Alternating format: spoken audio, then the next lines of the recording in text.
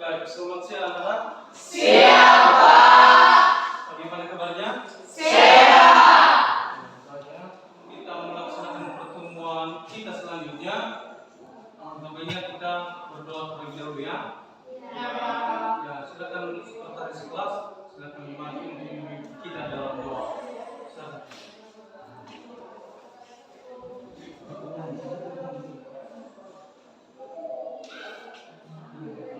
Teman-teman, sebelumnya saya minta teman semua berdiri.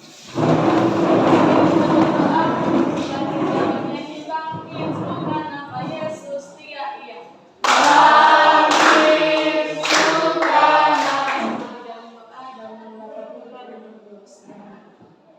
Segala pujian dan syukur hanya kami panjatkan atas kehadiran Bapa dan sepanjang masa. Amin.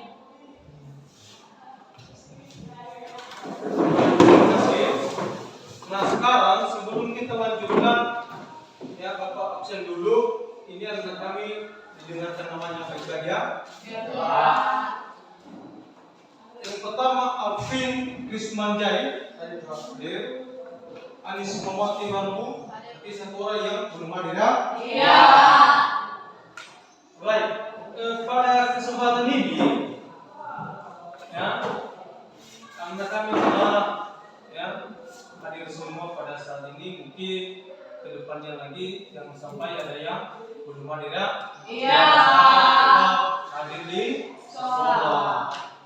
Nah, sekarang untuk pertemuan kita yang selanjutnya membahas tentang pertumbuhan dan perkembangan pada hewan. Namun sebelum kita lanjut, mungkin pada pertemuan sebelumnya itu kita sudah belajar tentang apa? Faktor-faktor yang mempengaruhi pada Tumbuhan. Nah, siapa yang masih ingat ya materi yang lalu? Silakan berdiri. Ya, silakan. Materi yang lalu itu faktor-faktor yang mempengaruhi pada perkembangan. Ya, ada lagi? Silakan. Faktor yang mempengaruhi pertumbuhan yaitu terdiri dari yaitu faktor internal dan faktor eksternal. Faktor internal adalah faktor yang mempengaruhi tumbuhan. Ya, baik. Yang disebutkan kawan itu adalah benar ya. Jadi faktor yang berpengaruh pertumbuhan itu ada dua ya kan? Iya. Ada internal dan ada faktor Eksternal. Bagaimana kelihatan? Iya.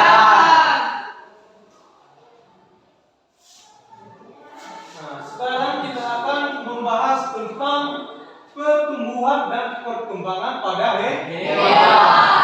Kalau yang dulunya kita membahas tentang pertumbuhan ya kan? Iya. Sekarang adalah Hewan. Jadi pada pertemuan sebelumnya, Papa sudah pernah bilang itu bahwa bukan hanya tumbuhan yang mengalami pertumbuhan dan perkembangan, melainkan Hewan. Nah, pada pertemuan ini yang menjadi indikator pencapaian kita pada hari ini adalah yang pertama, untuk tujuan pembelajaran kita yang perlu kita capai pada saat ini ada dua. Yang pertama adalah siswa mampu menganalisis. Ini adalah pertumbuhan dan Perkembangan. Siapa yang tahu dulu pertumbuhan dan perkembangan pada hewan? Siapa yang bisa? Ya, silakan berdiri. Pertumbuhan dari perkembangan. Ya, silakan. Si Rido. Pertumbuhan dan perkembangan pada hewan. Pertumbuhan pada hewan itu Kalau pertumbuhan pada hewan itu dimulai adanya telur ya kan? Iya. Kemudian masuk pada larva dia, ya kan? Atau nimfa dia. Masuk pada kupu-kupu dia. Siapa yang sudah memahami bagaimana yang disebut dengan metamorfosis sempurna dan metamorfosis tidak? Siapa yang bisa memberikan pendapat atau tanggapan ini? Saya Pak. Ya, silakan. Hewan dapat mengalami pertumbuhan dan perkembangan terjadi. Baik, untuk lebih mantap materi kita pada saat ini, silakan diperhatikan video yang Bapak tampilkan, dan video ini nanti sebagai bahan anak-anak pengisi LKPD. Nah, sebelum Bapak tayangkan videonya, terlebih dahulu dahulu, ya, terlebih dahulu, anak-anak kami silakan buat kelompok, 3 kelompok. Berapa jumlahnya? 14 orang, ya kan? Berarti ada yang 5 orang, ada yang 4 orang. Nah, silakan bentuk kelompok dulu. Sudah dibentuk kelompoknya kan? Sudah. Nah, di sini nanti anak-anak kami harus mengamati, ya, mengamati video yang Bapak tampilkan tentang fase embrionik dan fase belum dia masih Bapak bagikan dulu LKPD, ya. Ini LKPD-nya.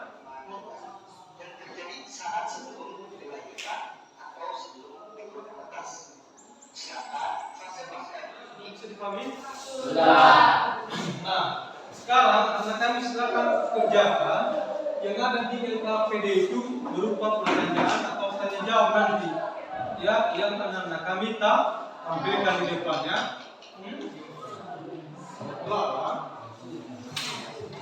Tidak, ya kan? Bagaimana? Sudah siap? Sudah. Ya, baik. Kalau sudah siap, ya, baik. Ini mari kita dengarkan, ya, hasil daripada presentasi kelompok 1, ya. Itu kelompok yang lainnya silakan disimak, silakan diamati dengan baik dan didengarkan. Kalau ada pertanyaan nanti silakan dipertanyakan. Baik, mari kita berikan kesempatan kepada kelompok 1 untuk mempresentasikan hasil diskusi kelompoknya. Baik, terima kasih kesempatan yang telah diberikan kelompok 1 untuk mempresentasikan hasil pengamatan kami dari kelompok 1. Silakan, ya. Ada pertanyaan dari kami kelompok 2. Ya, silakan berdiri.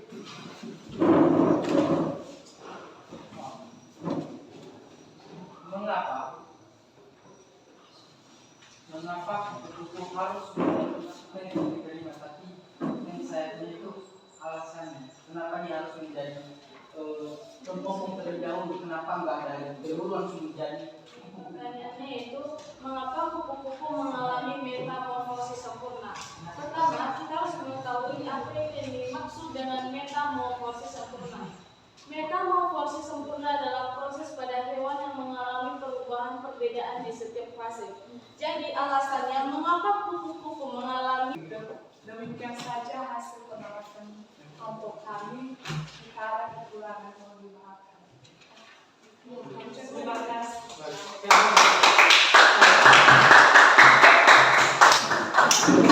Baik, terima kasih kesempatan dan waktu yang telah diberikan kepada kami dari kelompok 2 untuk menjelaskan hasil diskusi kami selama ini.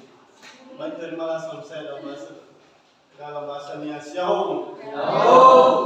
Baik, langsung saja menjelaskan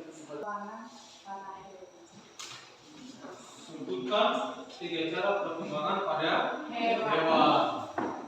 Perkembangan pada hewan terjadi jika misalnya tambah sel, organ berbadan pada hewan.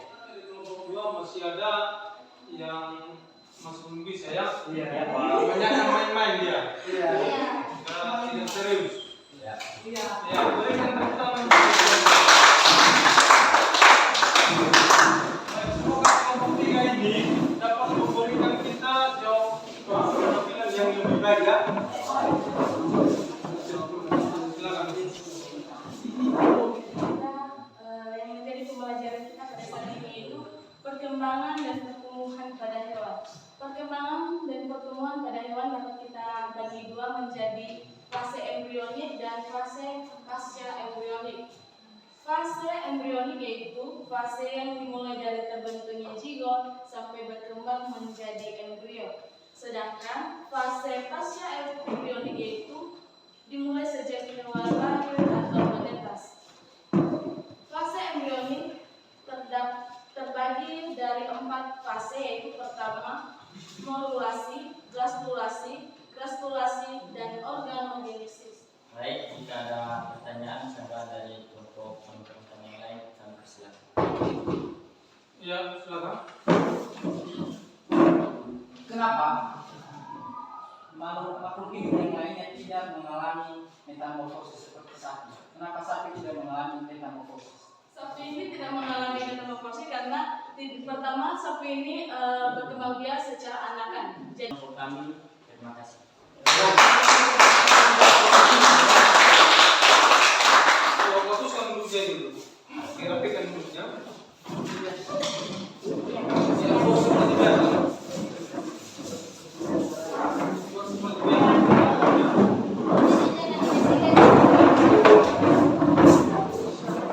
Sudah? Nah, dari hasil penyajian presentasi kelompok tadi, ada kelompok juga yang bisa menjawab dan ada juga kelompok yang bukan tidak bisa juga, yang masih kurang ya. Bermampu. Nah, di situ nanti akan terlihat kemampuan anak-anak kami bagaimana menganalisis materi kita yang kita bahas pada saat ini. Tentunya di sini ada beberapa pertanyaan tadi yang muncul ya kan? Apa itu perbedaan metamorfosis sempurna dan tidak sempurna? Kita tahu dulu bahwa metamorfosis sempurna ada 4 tahap. Apa yang pertama? Ada telur ya kan? Kemudian telur itu menetas ya kan? Menjadi ulat atau larva dia kan? Kemudian setelah terbentuknya larva, bentuk larva dulu terbentuknya yang namanya segmen, ya kan? Segmen itu berupa yang namanya organ-organ yang membentuk. Kemudian ada yang bertanya tadi tentang fase embrionik dan fase pasca embrionik. Paham sampai di situ? Paham. Baik. Sebelum kita tutup atau mengakhiri pertemuan kita pada siang hari ini, jika ada pertanyaan dari anak kami yang belum dimengerti, dipersilakan ya? Ada? Baik, kalau tidak ada, ini Bapak akan melakukan satu pertanyaan, melepaskan satu pertanyaan saja ya.